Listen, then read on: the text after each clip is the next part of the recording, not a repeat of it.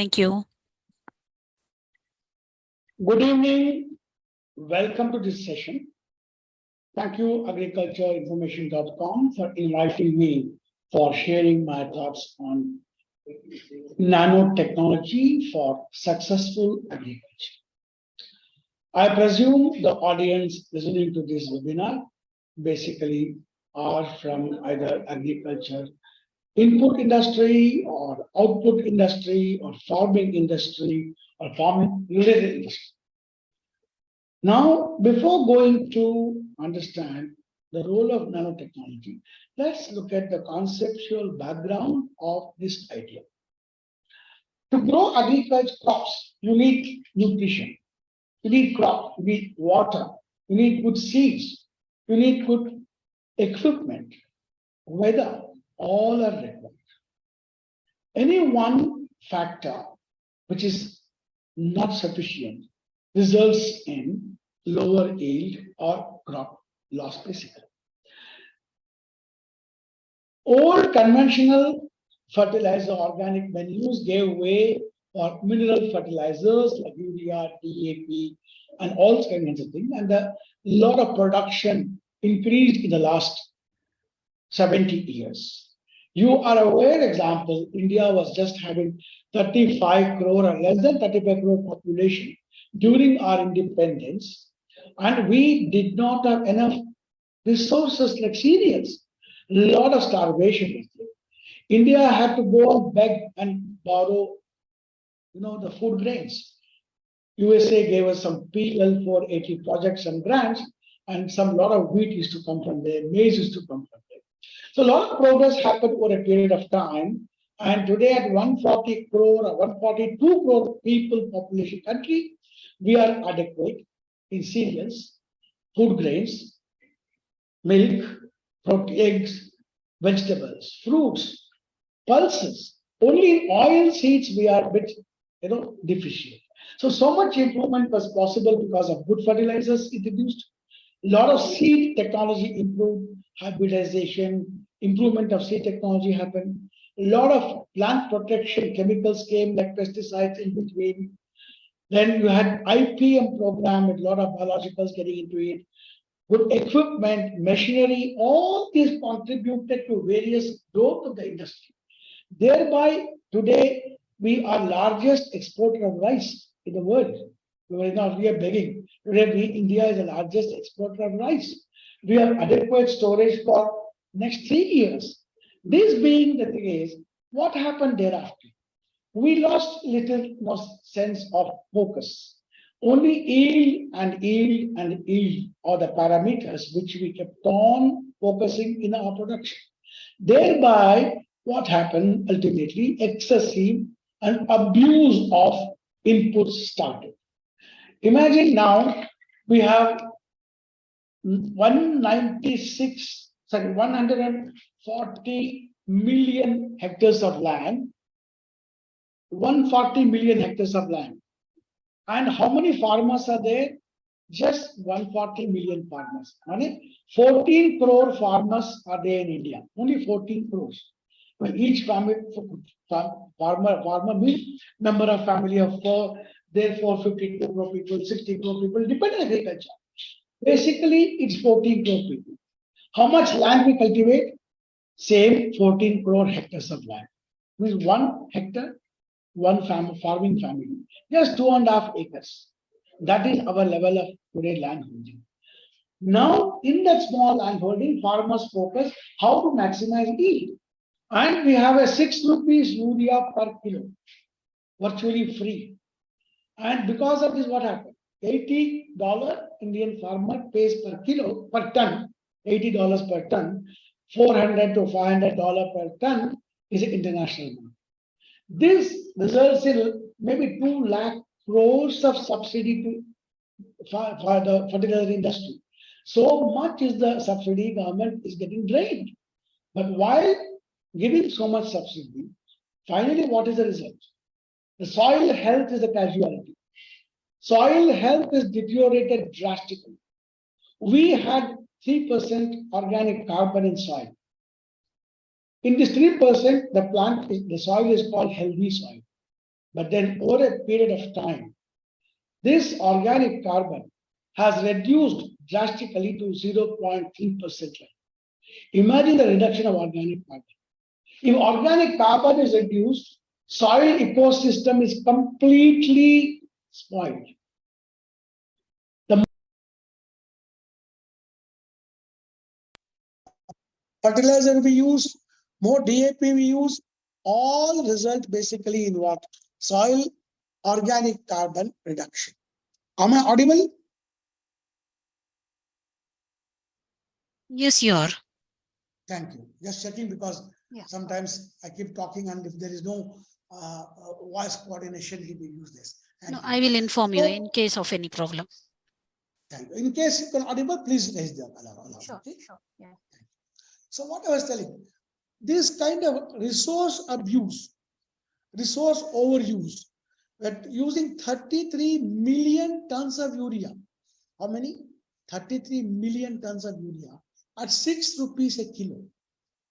At such dirt cheap price, farmer has no incentive to use organic fertilizer, cow dung, farmer manure, green manure, no incentive. At 6 rupees a kilo urea. And so much of pesticides are abused in certain cash crops. When we spray a pesticide, maybe 80% falls down when the rainwater drips down. So all these results in what? Soil bacteria cannot survive. And if soil bacteria, why they can't survive? That is because there is no soil organic matter. Without soil organic matter, there is no soil organic carbon. If there is no soil organic carbon, microbes cannot live. The whole soil ecosystems get disturbed.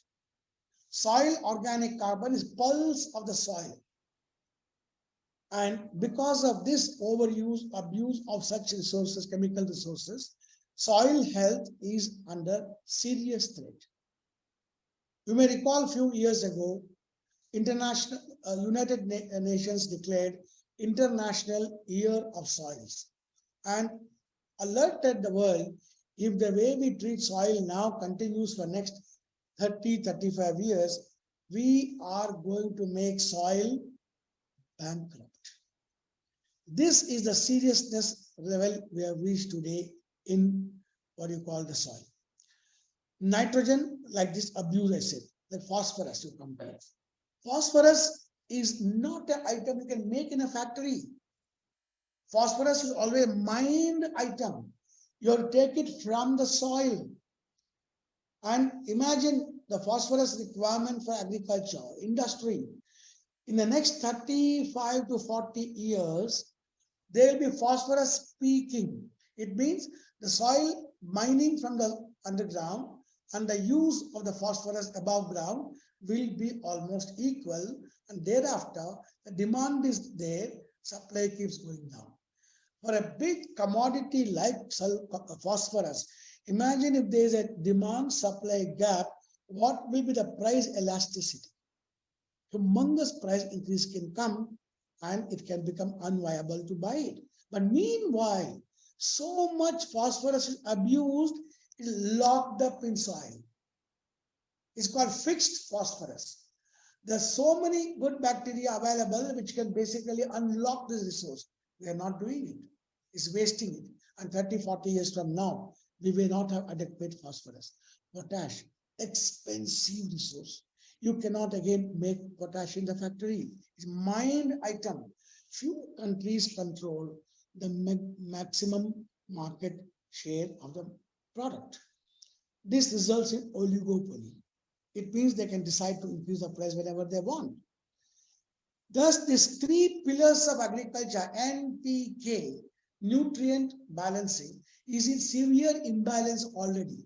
You know, typical Indian farmer today uses much less phosphorus, much less potash compared to what 10 years ago, because subsidy on phosphorus and potash is reduced and 6 rupees will be available, more and more and more of product getting sold. What is solution? 33 million tons of urea, another 20 million tons of DAP, MOP, all other at least 20 million tons. We're talking 50 million tons of mineral fertilizers being used on 140 million tons hectares of land. It's terrible abuse. In certain cash crops like cotton, chili, vegetables, much worse. Therefore, what is the way ahead? We can't keep on dumping all these kind of things basically for soil and make soil sick. That is why the scientists started evaluating. We've done good research on fertilizer, over reached some stage. Pesticides reached some stage. Plant breeding reached some stage. Equipment reached some stage. What next? Some technology has to be evolved to keep the agriculture profitably moving.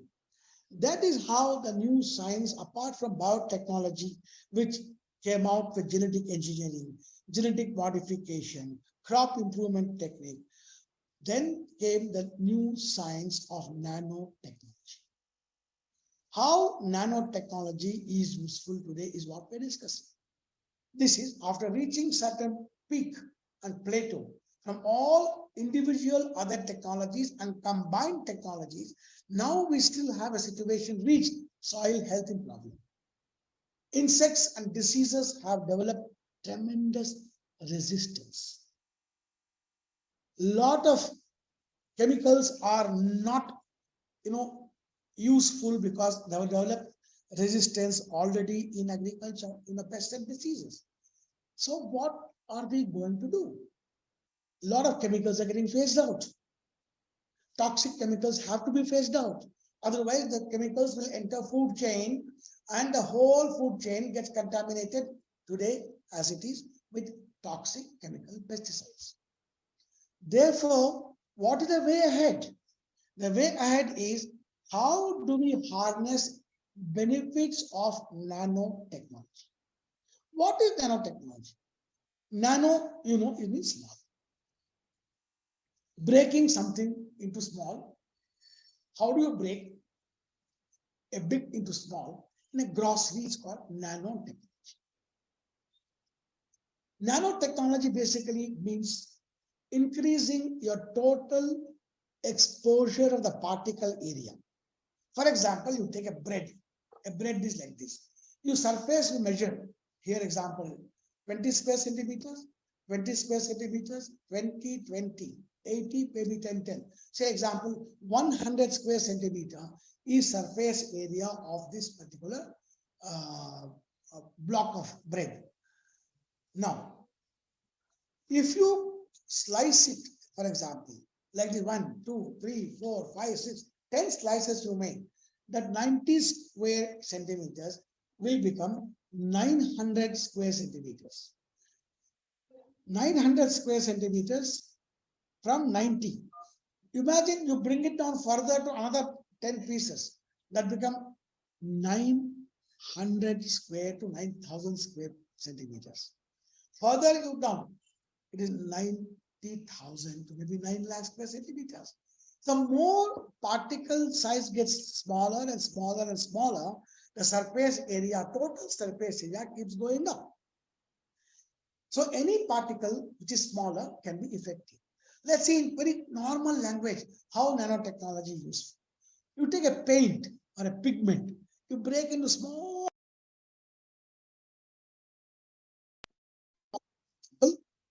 You need an example, an aeroplane. To paint an aeroplane, let's say you need 5,000 liters of paint to paint a big aeroplane. If you use a nanotechnology made paint, small pigment, that 5,000 liter paint probably can come down to only 500 liters or 50 liters. So much pigment can come down. So much solvent used in that can come down. But then effectiveness of pigment remains. Like that, let's say medicine today. A typical serious patient takes 5 capsules in the morning, 5 capsules in the afternoon, 5 capsules in the night, 15, 20 capsules patient take. Imagine if we're able to make these medical particles, medicines, into fine particles, and suppose you give it like a nasal spray. maybe fraction goes immediately and effective. Maybe a patch, skin patch here, the same medicine, keep it here, it goes in. So much of carrier, so much of solvent, so much of packaging material all comes down, and the active material at a nano stage reaches faster. This is a principle of nanotechnology. Now let's say, what is the role of this nanotechnology in agriculture? You have been hearing, reading about IFCO, a large fertilizer company in India and cooperative sector, biggest cooperative sector for the urea manufacturer, took initiative of making nano urea. IFCO claim is, for every bag of urea of say 40 or 45 kilos DAP, 45 kilo urea bag, you reduce it to just half liter of nano urea to spray.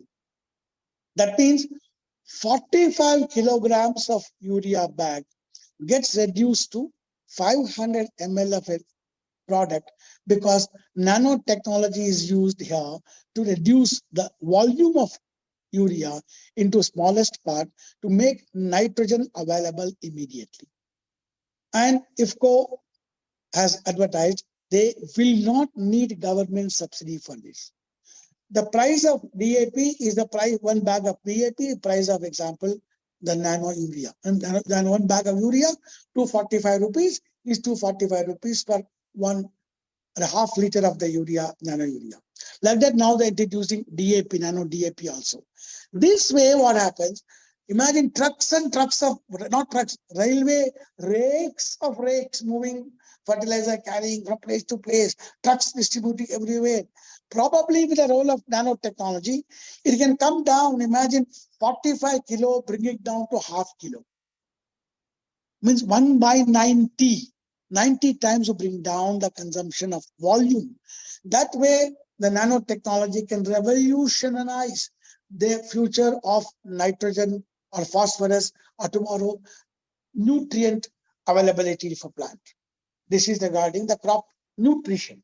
Let's look at to crop nutrition, next crop protection.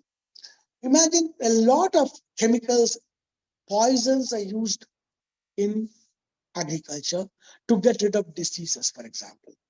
And many diseases have disease-causing organisms have developed resistance for many chemical fungicides. And these chemical fungicides are becoming less and less effective, and sometimes may not be useful. Let us say, for example, organic farming practice. In organic farming practice, a farmer is permitted to use 1 kilogram of copper in every 1 year per hectare. Because copper is now considered a heavy metal. But you know, most of the fungal diseases like downy mildew, they respond well for copper. Otherwise, they have problem. Now, an organic farmer, if he has to use or copper, there's no other available copper which can satisfy that 1 kilogram requirement per hectare per year. The copper oxychloride, if you use it, 50% is metallic copper. You need 2 kilograms per application. 2 kilograms of copper oxychloride means 1 kilograms copper. Next round, you can't use anything. What the farmer has to do? There are no solutions there. There, nanotechnology comes to picture. Imagine if nanotechnology gives you nano copper. Nano copper, let's say 10,000 ppm, means 1 gram of copper in 1 liter water for 1 hectare. Even 10 times you spray that also, you're talking 1 gram into 10 grams per hectare, even if you use it 10 times. This is the beauty of nanotechnology product which is coming today. So we supply nano copper. Similarly, let's say nano silver. Silver, again, why is important is, for example, soil. In greenhouses in many developed worlds, they use hydrogen peroxide recklessly. Hydrogen peroxide, so much is used, truckloads are used, soil is becoming bankrupt. Whereas, same disinfection of soil caused by fusarium, where no chemical fungicide works. Nano silver is so useful here. When you drench the soil of the root zone with nano silver, the soil gets disinfected. And after that, a week later, we can use a consortium of microbes, soil beneficial microbes.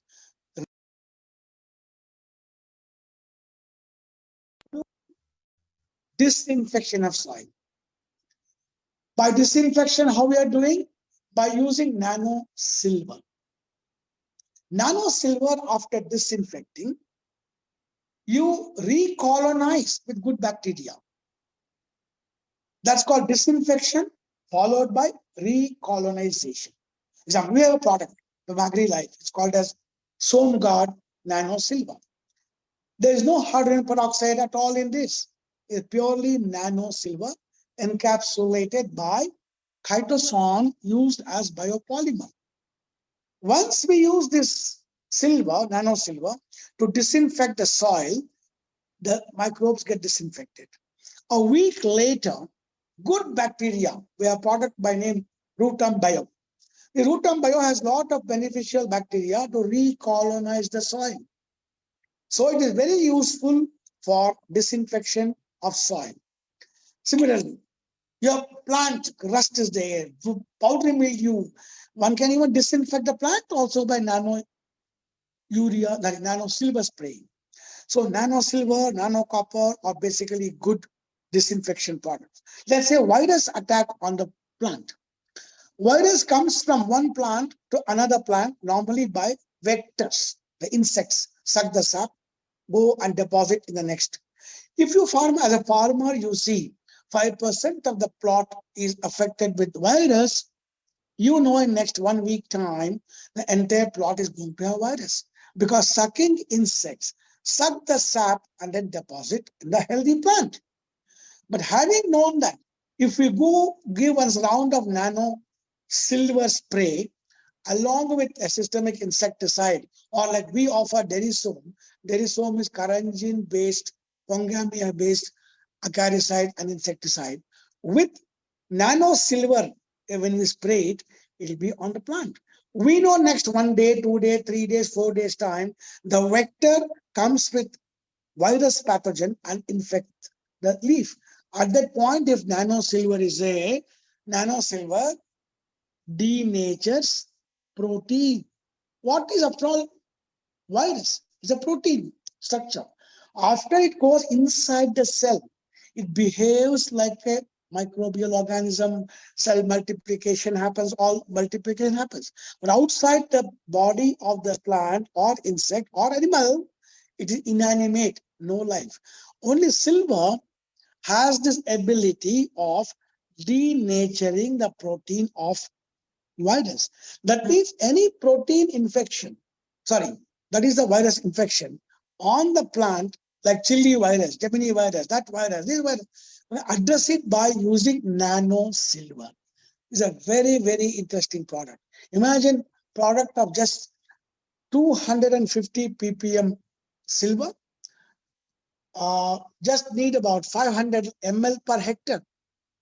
That means just 125 milligrams, 0.125 gram, 0.125 gram per acre, just enough to disinfect the whole acre of plant.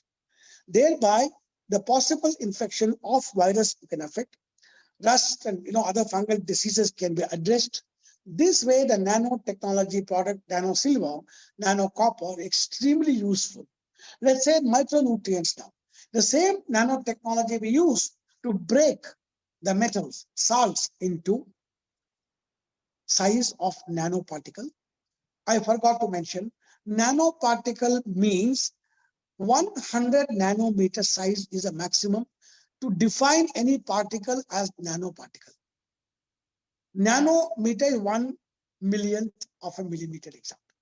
This nanometer limit is generally in science, generally people agree, any particle up to 100 nanometer is called nanoparticle.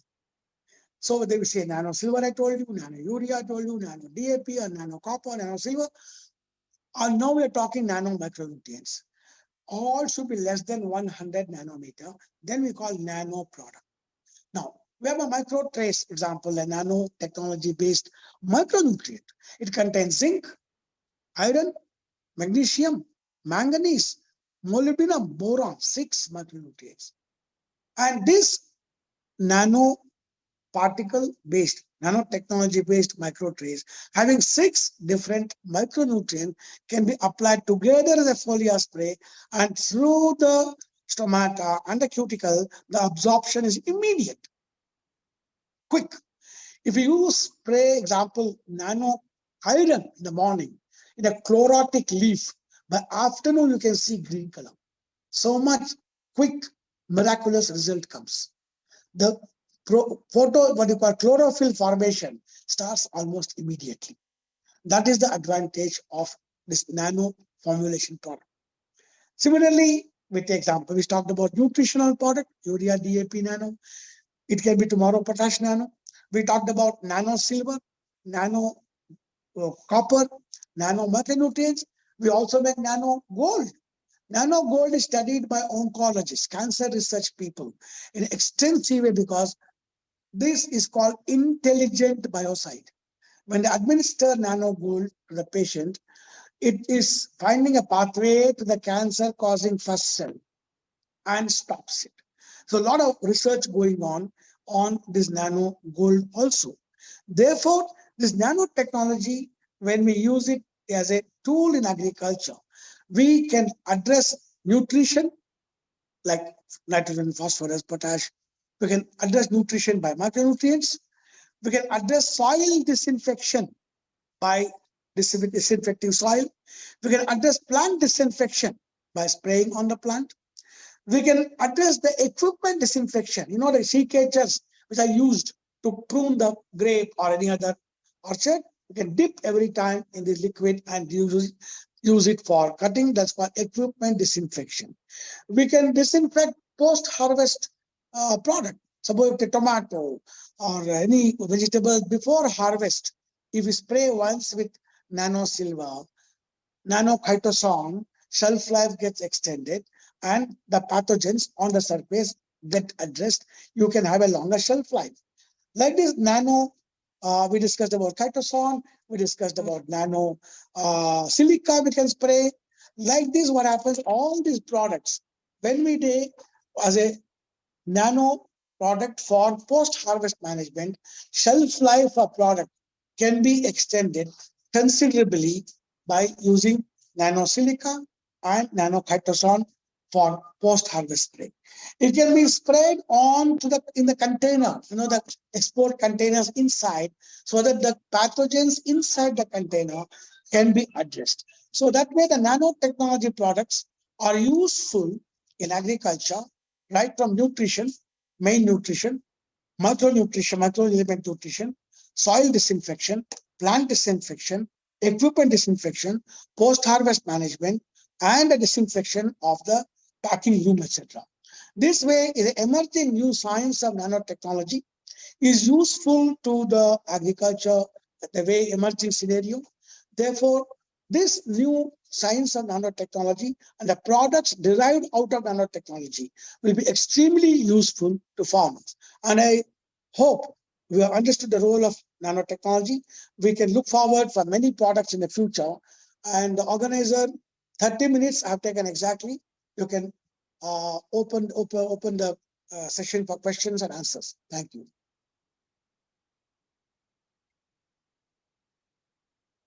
By the way, my introduction, I forgot to do it. My name is Venkatesh Devanur. I represent Agri Life.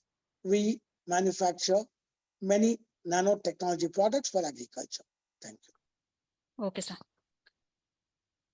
Yes, madam. Yeah, thank you for the detailed talk. Now I will take up some questions. Yeah, so the first question is, okay. How can FPOs leverage nanotechnology in agriculture to enhance productivity and profitability? Can you repeat the question? I could not hear. How can FPOs leverage nanotechnology in agriculture to enhance productivity and profitability? Very good. See, FPOs are emerging as very important linkage between input manufacturers, output buyers, and the farmers and the credit providers. Now, FPOs are organized community. There are microcredit lenders are available. There are output companies like ITC, Synthite, etc. They buy chilies from the farmers. And there are good number of farmers who are members of it. Therefore, these FPOs can be a good agencies, good institutions to buy nanotechnology products and give it to FPO members so that the dissemination of technology and the product can be faster. Thank you. Okay. What are some practical applications of nanotechnology that individuals can adopt to improve their farming practices? For example, wilt, you have heard, wilt is a serious problem in many crops. Wilt is caused by fusarium. There are many other soil pathogens like Peletotrichum is there, Verticillium is there, Pythium, Phytophthora, all of them cause varieties of problems in soil from soil to plant. Many fungicides have been used for last 75, 80 years. Over a period of time, the pathogens have developed resistance quite a lot. Therefore, today we have to see how a new stimulus has to be given to address this wilt problem. Wilt comes in Bengal gram, wilt comes in chili, wilt comes in cotton, vegetables, and even trees like citrus, sweet orange, such big trees, dieback comes. Dieback means starts from wilt. We have addressed this wilt in a very interesting way. We apply nano silver drenched to root zone. When we open a little bit of root zone and drench it with nano silver, the pathogens get addressed, or basically the pathogens are killed immediately. Well, apart from that, good bacteria also get killed. Let's not forget this. We should remember that these are non-selective universal disinfectant. So once we use silver, a week later, we recolonize with another product called Rutambion, having all nitrogen-fixing bacteria, phosphorus solubilizing bacteria, potash mobilizing bacteria, silica solubilizing bacteria. You've got trichoderma. You've got, example, organic carbon. You've got humic substances. You've got ascorbic acid, thymine. We recolonize with this. Then the whole soil root zone becomes probiotic. When root zone becomes probiotic, immediately you find the whole tree becoming rejuvenation, like kaya kalpa chikitsa we call, like kaya kalpa for the plant. This is how the practical use of product in helping wilt is a very proven concept in many crops. Citrus in North India, you have example, Hinno, the red, because citrus decline. Citrus decline is, it happens when you have the pathogen load of HLB bacteria is high. Silver, nano silver has been used in addressing this problem in northern states of India. So like the nanotechnology products can be very useful in normal agriculture. Okay. Thank you. And how does nanotechnology contribute to sustainable agriculture and resource conservation for farmers? Sustainability today is basically simple. What you can keep doing without losing natural resources forever. That is sustainability. Soil is a permanent resource. The topsoil is a very important fertile tool for agriculture. Soil erosion is happening. Salinity is happening. Calcification is happening. Pathogens are increasing. Because of abuse of urea and cheap fertilizers, the whole soil chemistry is changed. Texture, structure, EC, all have changed. How do we bring back the soil? And this kind of a abuse has to be halted someday. Maybe we're talking nano urea, nano DAP, nano micronutrients. I explained you nano calcium is very important requirement.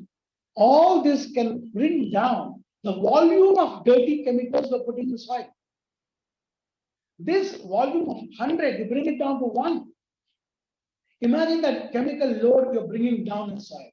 Therefore, these nanotechnology products help directly in sustainability.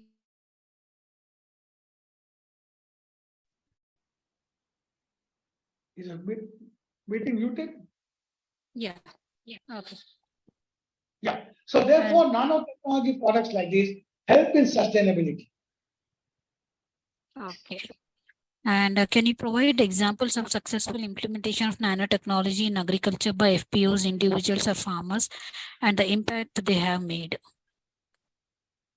Citrus greening is a great problem. Nanotechnology products like nano silver and nano copper have been very successfully used to address the HLB problem of citrus greening. We have situations where wilt of other sweet orange trees have been addressed. Pomegranate blight problem, bacterial blight is severe problem. Nano silver addresses this very effectively. Like the nano silver and a wilt problem of many horticulture crops like chili, like cotton, like vegetables. So nano silver has been used very successfully to address the wilt problem or soil pathogenic problem.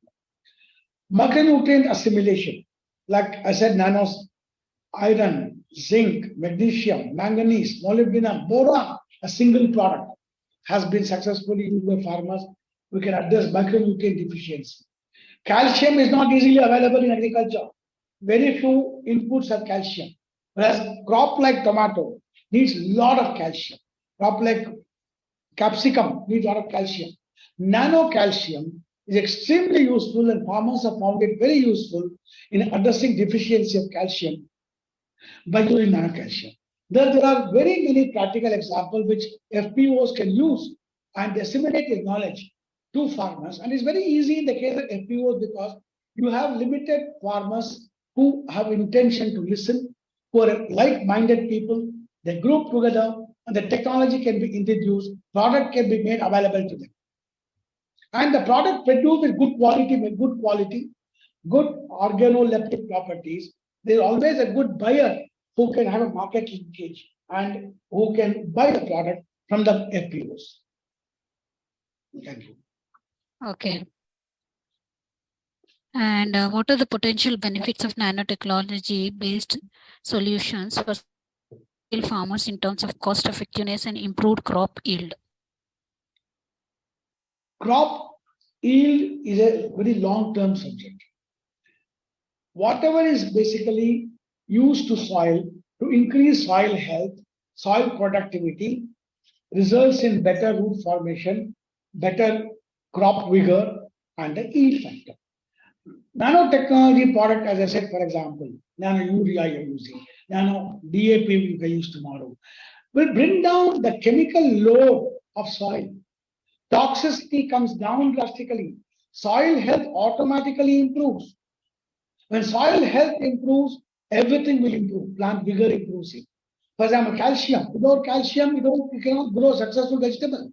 Nano calcium directly addresses the problem. Nano micronutrients. So that way, the yield, the productivity, and the sustainability of agriculture gets greatly improved by use of these nanotechnology products. Okay. And how can nanotechnology help in mitigating the impact of climate change on agriculture, particularly for FPOs and individual farmers? Today, climate change is resulting in change of rainfall pattern. Abiotic pressure, high temperature, low temperature, high humidity, very low humidity, salinification, desertification, all are creating various adverse impact in agriculture. These are basically part of climate change. Climate change is always there, always happening. You can't change them. Today, what you see as desert, remember, were part of ocean bed once upon a time. Every desert was an ocean bed. Do you find climate change more drastic than this? Are we facing that drastic change every day? But over a period of time, that is it. Imagine desert was a ocean bed. So you can't change climate change. If I know there's going to rain today, am I good enough having brain to carry umbrella today when I go outside? That is how I protect myself from climate change. I can't say, hey, rain, don't stop, I'm coming to Bazaar. So climate change is real. Nobody can change the climate change. Change the climate change. Therefore, how do we change our practice of agriculture? Our practice of agriculture is only to improve organic carbon, soil organic carbon. We are desperately, we need the methods to improve. If we don't increase soil organic carbon, nothing will change. Therefore, to protect from the adverse effects of climate change, global warming, or whatever fashionable words we want to use it, we have to look at the soil as a basic entity, how we preserve health of soil. To preserve health of soil, we should not make it toxic. Imagine in the forest, you have big trees growing these big trunks, 20 meters, 30 meters height. Nobody gives urea, DAP, and pesticides for soil in forest. Forest fires are there. The whole forest get fire. But then next year they rejuvenate. The soil has that its ability to rejuvenate. But by abusing chemicals today, overdosing, abusing urea, DAP, chemical pesticides, they're killing the soil drastically. There's no mycorrhiza in soil today. We're bankrupt. Therefore, these nanotechnology products help in reducing the load of these toxic products drastically. 100 to 1 level, imagine. If you keep doing it automatically, soil, quality, texture, structure, organic carbon, all will improve. This is the role of the nanotechnology, ultimately to have a climate resilient agriculture or precision agriculture, rejuvenative agriculture. All this is possible by help of nanotechnology. Okay. Just a couple of more questions. Are there any specific, sorry. Yeah, 1 second. Yeah.